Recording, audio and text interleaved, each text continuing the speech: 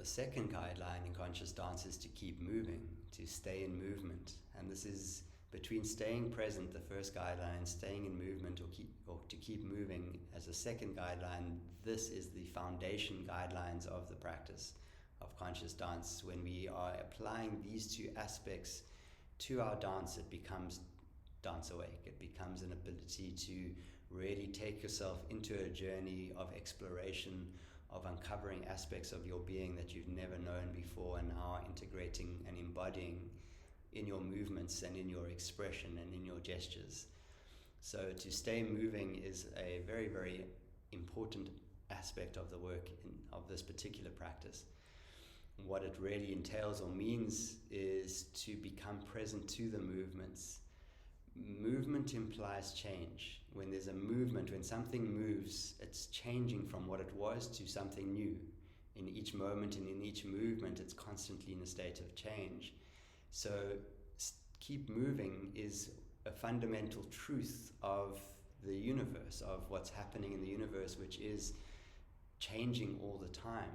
That one moment into the next is a very different experience. It's a very different moment. So how do we work and handle all the change going on around us? Some of it in our control, some of it, most of it, out of our control completely. Unstoppable. The world that we live in is changing. Night comes into day, day goes into night, the moon waxes, the moon wanes. The constellations of the planets are always in an orbit of shifting and changing and creating movement. Different fields of energy are pulling on us. Different things happen within our lives that create change. Our thoughts are changing all the time. The sensations in our bodies are changing all the time. So everything is in movement. It's whether we are completely still, as a physical body, is irrelevant, because even if as you hold yourself as still as you do, there's a movement of breath, there's a movement of the heart beating, blood flowing throughout the whole body. In the cells, there's chemical reactions going on all the time. So there is movement always. There is change always. So you can see how the second guideline fundamentally speaks to this fundamental truth of the universe, that change happens, movement happens. So we are now, with our being present guideline of the first one, and adding this to our movement, we are becoming present to movement. We are becoming present to change, and we are moving with it. And this again allows us the ability to be responsive in our movements, to make choices in the way, in this particular practice, the way we move our body, to express feelings, to express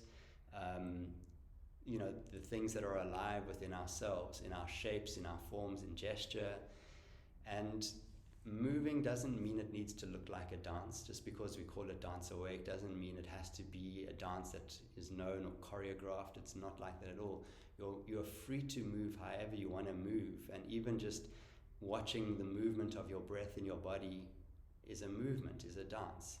So there's no limit to what is possible. And in the beginning, when we practice conscious dance, we may find that our body moves with our habitual movements, the way we always dance. If we go to a party or something, we tend to have our moves, we tend to have our groove, we tend to have our kind of like habitual shuffle on the dance floor that we fall into with particularly music that we're used to dancing to or recognize.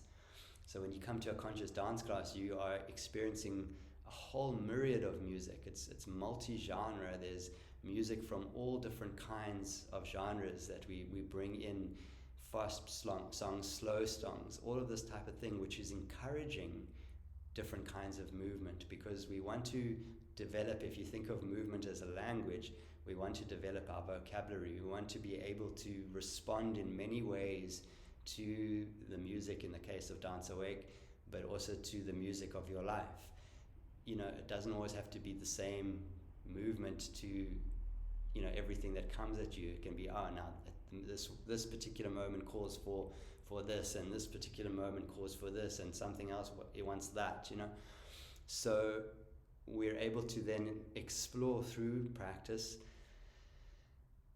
an expansion of new movement, of new vocabulary in our movements, of an ability to feel what it's like to roll around on the floor and move on the ground, to be standing up and moving, to be crawling on all fours and movement, to be lying down and moving. Like, there's many, many options for what is possible, to feel what our hands can do. We put ourselves into various relationships with the movement, where we are allowing different parts of the body to speak to one another. Sometimes we let certain parts of the body lead us, so that the rest of the body follows it into movement and into a dance. And then the story of, like, your right hip unfolds over the next few minutes. As that right hip leads the rest of the body into the dance, the rest of the body then representing the movement of that right hip. So it's a fun guideline to play with, to explore. And often what stops us from moving in a conscious dance class is usually our minds. Sometimes we have a thought, or an experience arises that suddenly feels like, oh, no, I can't go there, I can't look at that, or that you have a thought that is so captivating to your mind that if you suddenly notice after you've gone into it and become so identified with it that the body's actually stopped dancing. So these are the things. When that happens, once again, the invitation to bring yourself back into the present, to feel what's alive and going on inside the body, and to let the body then lead you back into the dance. So we stay in movement, we keep moving, and there's two ways in which we can allow this movement. One of them is to let the body lead, where we say the dance dances us. So we're not particularly paying or directing any of the movement. We're not saying, I want to lift my hand up now, drop that hand down, and I want to like just stamp my feet. We go, there's a flow in the body of sensation and feeling that I'm present to, and it wants to move like this, and I just allow it. And you then follow the body into movement. And there's a great amount of information and experience that can arise out of moving in that way. And then another way in which we can move it is where we do the dance, where you consciously decide, okay, I'm going to take control here, I'm going to move in a specific way in which I choose, and to see what that brings, to see what arises in the body when you are in control of that movement, where you let either the heart or the head take over the choices that the body's making, and you begin to make your own choice. And sometimes that can be interesting. Even when we get it wrong, it's like, oh no, that didn't feel so good, I'm not going to do it again. But if I refine it and make it like that, that actually feels like it's opening up and releasing a little bit of space into my shoulders. And we can explore that and go, okay, yeah, that's pretty good. And then if I move a little bit, maybe if I lift my arms up and do the same thing, no, that's tiring, I'm going to put them back down. So we can flip between these two, of I do the dance, or the dance does me. I follow the body, or I lead the body into the dance. Either way, you come back to that first guideline of staying present to what's arising, so that you begin to notice and are able to respond to the subtle experience and sensation in the body, and allow it to then come as movement. And there's not much more to say about this particular guideline, other than it's pretty important. A lot of people towards the end of the dance just lie down, and because we're used to moving perhaps to fast BT music, and suddenly at the end of the dance there's this very ambient piece going on. It's like, oh no, I need to just lie down and relax, because that's my experience of this kind of music. But there's an invitation there. There's one, yes, you can lie down and you track the movement of your breathing, and you feel your heart beating, so you're still staying with the movement, staying in movement. But there's another invitation in sometimes to really explore what a piece of music can do to my movement, what kind of new movements arise in the body if I just allow myself to move to this very, very slow piece, to allow my awareness to get into real subtle spaces, and have them reflected in the body's movement.